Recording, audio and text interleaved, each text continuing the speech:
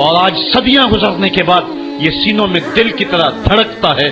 سلطان ایوبی کا نام آج بھی دلوں پہ نقش ہے، اور اس کا نام سن کے مردہ جانوں کے اندر بھی زندگی کی حرارت پیدا ہو جاتی ہے. اس کے زمانے میں ریجینالڈ بدبخت ایک انگلستان کے شہزادے نے حاجیوں کے قافلے کو روک لیا اور ان کا سامان لوٹ لیا. انہوں نے کہا ہم حج پہ جا رہے ہیں، تو نے ہمارا سامان لوٹ لیا، ہمیں جانے دے. تو اس نے دریدہ دہنی کرتے ہوئے کہا بلاؤ اپنے نبی محمد کو جو تمہاری جان چھڑائے. بس سلطان صلاح الدین ایوبی تک یہ بات پہنچی تو میں نے تاریخ میں پڑھا کہ وہ دانت پیستا تھا، اس کی آنکھوں میں خون اتر آیا، اس میں کھڑے کھڑے قسم کھائی کہ جب تک اس ظالم کو کیفر کردار تک نہیں پہنچاؤں گا چین کی نیند نہیں سوؤں گا. پھر پونے 2 سال کا عرصہ آپ سلطان صلاح الدین ایوبی کی زندگی دیکھ کے جنگی مہموں کو ترتیب دیتا رہا، دن رات اس نے ایک کر دی، نیند قریب نہ آنے دی. جب نیند بہت زیادہ تنگ کر دی تو پھر وہ خیمے کی چوب کے ساتھ ٹیک لگا کے کھڑے ہو کر کے اپنی آنکھوں کی آگ بجھا لیتا، اور پونے 2 سال کا عرصہ اس نے چارپائی پہ لیٹ کے نہیں دیکھا. پھر وہ لمحے آئے کہ اللہ نے اس کی مراد پوری کی.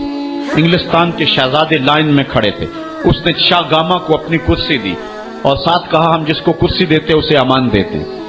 پھر اس نے اس کے جو نائٹس تھے ان کو آب خورے دیے، ان میں پانی دیا، کہا جس کو ہم پانی دیتے ہیں اس کو امان دیتے ہیں. پھر جب ریجینالڈ کی باری آئی تو بادشاہ کی رگیں پھول گئی غصے سے. اس نے تلوار نیام سے باہر نکالی اور اس کی چھاتی پہ چڑھ کے اس کی گردن پہ تلوار رکھ کے اس کے ٹکڑے کرتے ہوئے کہا او کتے، تم نے کہا تھا بلاؤ اپنے نبی محمد کو، محمد عربی نے اپنا نوکر بھیج دیا ہے. اور اس طرح اس ریجینالڈ کتے کے 2 ٹکڑے کر کے رکھ دیے. یہ ہماری تاریخ ہے، یہ اور روشن تاریخ ہے. ہمارے اسلاف، ہمارے بزرگ اس دور کے شہنشاہ، اس دور کے بادشاہ اتنی جرأت اور اتنی عظیمت رکھا کرتے تھے. اور آج ہماری کمزوریاں نے دشمنوں کو دلیر کر دی ہے. کبھی ایسا بھی اندھیر آیا تھا کہ سرے عام یوں توہین اور تنقیص ہوتی ہو پیغمبر حسن اور پیغمبر جمال کی، اور پھر 1 ارب 40 کروڑ انسان دنیا کے اوپر بستے ہوں. یہ بھی زمانے نے دن دیکھنے تھے. تو امت مسلمہ کی موت واقع ہو جائے اگر حضور علیہ السلام کی توہین باقی رہتی ہے. اس لیے امت کو پوری قوت کے ساتھ کھڑا ہونا ہے اور اپنے نبی علیہ السلام کی توہین کا بدلہ لینا ہے. اور یہ ممکن نہیں ہے جب تک جو ہے وہ ہم پوری دنیا کے اوپر غالب نہ ہوں. اللہ تعالیٰ امت کو وہ دن نصیب فرمائے کہ امت کا غلبہ اللہ تعالیٰ نصیب فرمائے. اس وقت ہمارا المیہ یہ ہے کہ ہمارے پاس عالمی لیڈر کوئی نہیں ہے. عوام کے جذبے یقیناً دیکھنے کے. سیریا کے بچوں کو میں نے دیکھا کہ وہ چھوٹے چھوٹے بچے، انہوں نے ہاتھوں میں کتبہ پکڑا ہوا ہے، اور میں اس منظر کو دیکھ کر کے کتنی دیر تک سکتے میں رہا. اس کے اوپر لکھا ہوا تھا اقتلونا ولا تسبوا لنبینا، ہمارے ٹکڑے کر دو لیکن ہمارے نبی کو گالی نہ دو. ان بچوں کے درد کی کہانی کلیجے چیر رہی تھی. یہ محبتوں کا عالم. وہ اقبال نے کہا تھا چمن میں رخت گل شبنم سے تر ہے، چمن میں رخت گل شبنم سے تر ہے، سمن ہے سبزہ ہے باد سحر ہے، مگر ہنگامہ ہو سکتا نہیں گرم، یہاں کا لالا بے سوزے جگر ہے. اس وقت امت بے امام ہے. امت کے پاس جو ہے وہ کوئی ایسا شخص نہیں ہے جو امت کی رہنمائی کرے. ملک بھی خالی ہیں اور عالمی لیول پہ بھی ہم کسی امام سے محروم ہیں. اللہ نے وہ دن نصیب کرنے ہیں. ہم صفے سیدھی کریں، بس ہمارا کام اتنا ہے. صفے سیدھی کریں گے تو امام بھی اللہ بھیج ہی دے گا، اور وہ وقت آئے گا کہ اس کے جھنڈے نیچے ہم کھڑے ہوں گے. اور ہم نے تاریخ میں پڑھا ہے، کتب صحاح میں موجود ہے، بخاری اور باقی کتابیں اٹھائیں، ہمیں اس وقت کی بشارت دی گئی ہے کہ جب عساکر اسلام ترتیب پائیں گے اور پھر امام بھی آ جائے گا، اور پھر امت مسلمہ وہ بانکپن پائے گی کہ صحیح حدیث میں آتا ہے کہ اگر کوئی یہودی کسی پتھر کے پیچھے یا درخت کے پیچھے چھپ کر کے پناہ مانگنا چاہے گا تو وہ پتھر مسلمانوں مجاہدوں کو بول کر کے کہے گا ادھر آ، یہ ظالم میرے پیچھے چھپا ہوا ہے. وہ دن بھی اللہ تعالیٰ نے ہمیں دکھانے ہیں، اور پوری امت کے اوپر جھنڈا جھولے گا تو آمنہ کے لال کا ہی جھولے گا انشاءاللہ. آ ملیں گے سینہ چاک آنے چمن سے سینہ چاک، بس میں گھل کی ہم نفس باد صبا ہو جائے گی، شبنم افشانی پیدا کرے گی میری سوز و ساز، اس چمن کی ہر کلی درداش نہ ہو جائے گی، آسماں سحر کے نور سے ہوگا آئینہ پوچھ، ظلمت رات کی سیما پا ہو جائے گی، شب گریزاں ہوگی آخر جلوائے خورشید سے، یہ چمن معمور ہوگا نغمہ توحید سے۔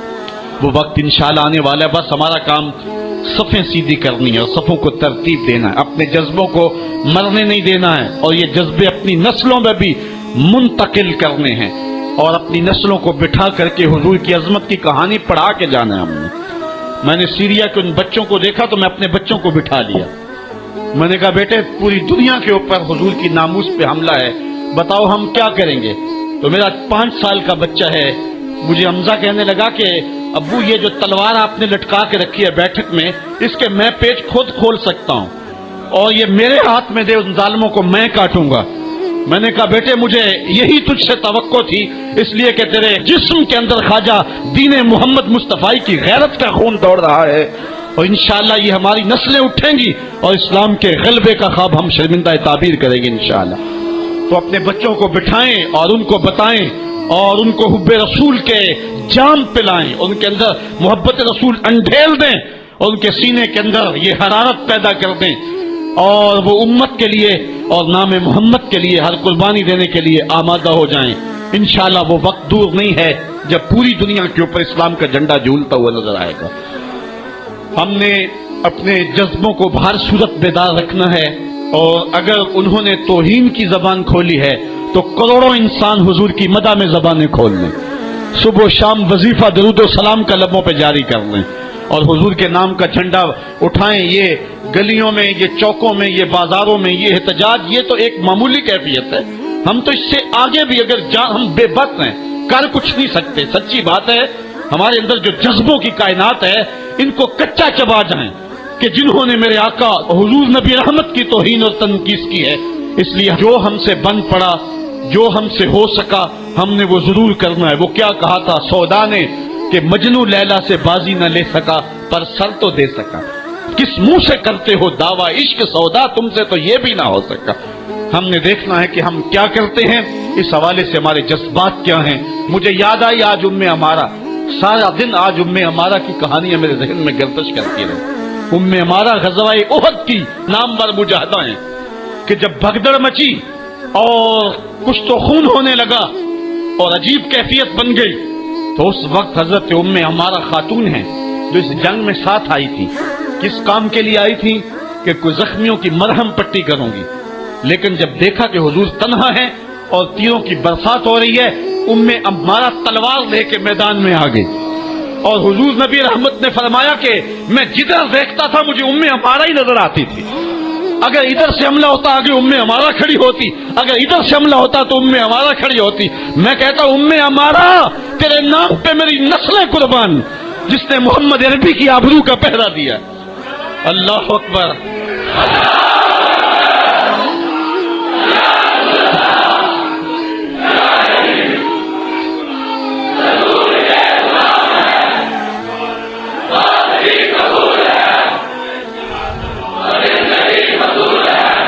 تمہارے جذبے سچے ہیں انشاءاللہ، شاید مغرب کو بھول ہو گئی ہے، یہاں ایک ایک بچہ غازی علم الدین ہے، ایک ایک بچہ عمر چیمہ ہے، یہ سعادت مندیوں کا سفر ہے، یہ مغرب کو بھول ہو گئی ہے۔ اس نے کس قوم کو چھیڑا ہے؟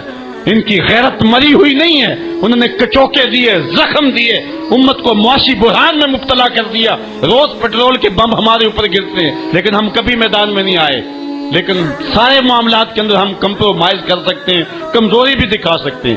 اگر اس عنوان سے ہم کمزوری دکھائیں، ہمارا بچتا ہی کچھ نہیں ہے، ہمارا سب کچھ نام محمد ہے۔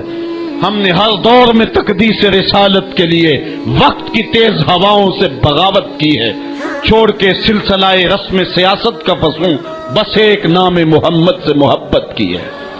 ہم نے عہد غلامی کرنا ہے حضور علیہ السلام کے نام سے، اور انشاءاللہ یہ ہماری سعادت مندی ہے۔ ورنہ ہم نے وہ زمانہ بھی دیکھا ہے جس زمانے میں کوئی ایسا متنفس نظر نہیں آتا تھا جو حضور کے نام کا جھنڈا اٹھائے۔ یہ تاتاریوں کا دور ہے، جب بغداد کو اجاڑا گیا، امت کے سر کاٹے گئے، اور یہ حال تھا کہ منگول سردار نے کہا کسی مسلمان کا سر نہ ہو، اپنے فوجیوں کو کہا نہیں تو تمہارا سر کاٹ کے لگائیں گے۔ ایک مینار تعمیر کرنا ہے کھوپڑیوں کا، اور پھر مسلمانوں کا پتہ ڈھونڈتے ہوئے لوگ ہاتھ میں پیسے لے کے گھومتے تھے کہ کسی مسلمان کا پتہ دے دو، اس کا سر کاٹیں ہم، لیکن مسلمان ملتا نہیں تھا، کاٹ دیے گئے۔ دجلہ 3 دن تک خون بن کے بہتا رہا۔ یہ ہماری تاریخ ہے بغداد کی۔ اور پھر دجلہ کا بند توڑ دیا گیا، جو لوگ تہ خانوں میں چھپے تھے 1.25 لاکھ لاشیں ہم نے وہاں سے ڈر نکالی۔ پھر وہ لمحے آئے کہ کوئی ایسا متنفس نظر نہیں آتا تھا جس کے ہاتھ میں اسلام کا جھنڈا ہو۔ تو ایک منگول سردار عیسائی ہو گیا، اس نے ایک عیسائی پادری کو بلایا اور کہا کہ اپنے مذہب کی تبلیغ کر تاکہ کچھ لوگ اور بھی ہمارے ہم نوا ہو جائیں۔ اس نے قسم پرسی کے سالم میں کہ اب کوئی شخص نہیں ہے جو اسلام کا نام لیوا ہو، تو اپنے خب سے باطنی کا اظہار کر دیا اور پیغمبر حسن و جمال حضور نبی رحمت کی توہین و تنقیص کا آغاز کیا۔ ابن حجر نے لکھا ہے کہ ایک کتا تھا جو خیمے کی چوب کے ساتھ بندھا ہوا تھا۔ جب اس نے توہین کا آغاز کیا تو اس نے بھونکنا شروع کر دیا۔ لوگوں نے کہا کہ یہ کتا تیری اس توہین کی وجہ سے بھونک رہا ہے۔ اس نے کہا نہیں ایسی کوئی بات نہیں، یہ کتا نسلی کتا ہے۔ واقعی وہ نسلی تھا، اور میرا ہاتھ کا اشارہ پا کے غیرت میں آ گیا ہے، کوئی ایسی بات نہیں ہے۔ اس نے پھر توہین کا آغاز کر دیا۔